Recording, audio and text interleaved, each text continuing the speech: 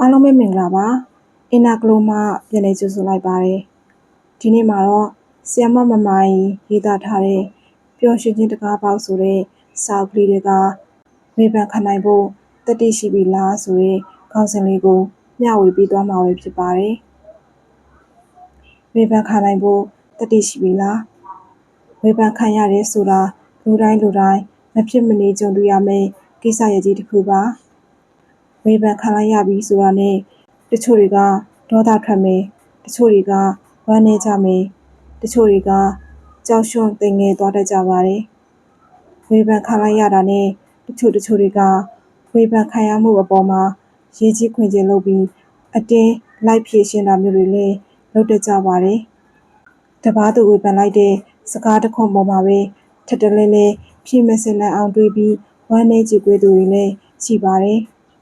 ကိုမဟုတ်ကြောင်းဖြည့်ရှင်းသက်သေပြဖို့စူးစမ်းရင်ဝေဖန်မှုရဲ့အရေးနဲ့ကြီးအောက်ကိုရှောင်မှန်းမသိရှောက်ပြီးပိတ်မိသွားတတ်ကြပါတယ်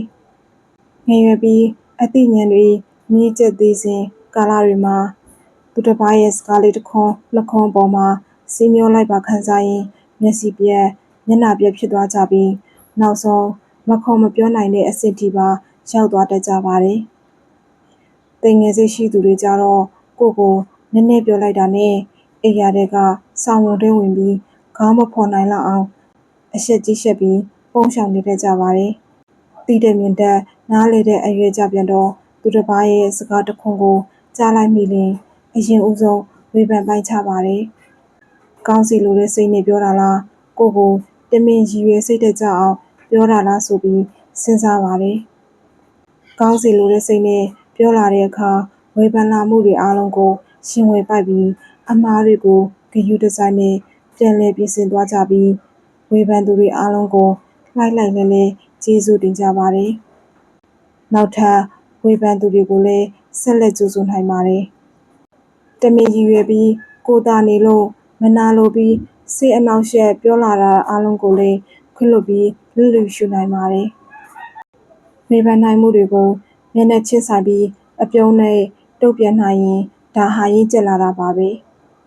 မကောင်းတာကိုမကောင်းမှုလို့ပြောလာရင်လက်ခံနိုင်တယ်လို့ကောင်းနေပေမဲ့မကောင်းမှုပြောလာရင်လည်းခပ်ပြုံတုတ်ပြန်နိုင်ရပါတယ်ဘယ်သူကရိုးသားစွာပြောတာလဲဆိုတာအသက်အရွယ်လိုက်ဝေဖန်ပိုင်ချနိုင်ကြကိုဖန်တီးပေးထားပြီးသားပါမလို့သူတွေကကိုမျက်စိတောက်ထောက်ကြည့်နိုင်ပေမဲ့ကိုကတော့ဒီမနာလိုသူတွေကိုအချိန်တွေပေးပြီးလိုက်လံခန်းစားကြည့်ကွဲနေမယ်ဆိုရင်တော့အရှုံးကြီးရှုံးပါပြီဝေဖန်ခံနိုင်ခြင်းဟာလည်းတိုးတက်ခြင်းတစ်မျိုးပါပဲ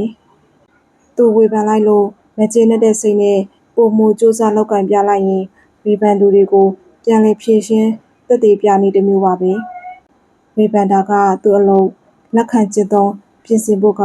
ကိုယ်အလုံးလို့သတ်မှတ်နိုင်ရင်သူလည်းအဆင်ပြေကိုလည်းတိုးတက်ရတာပေါ့အားလုံးကိုကျေးဇူးများတင်ပါတယ်ပျော်ရွှင်သားရတဲ့နေ့ရက်လေးဖြစ်ပါစေ။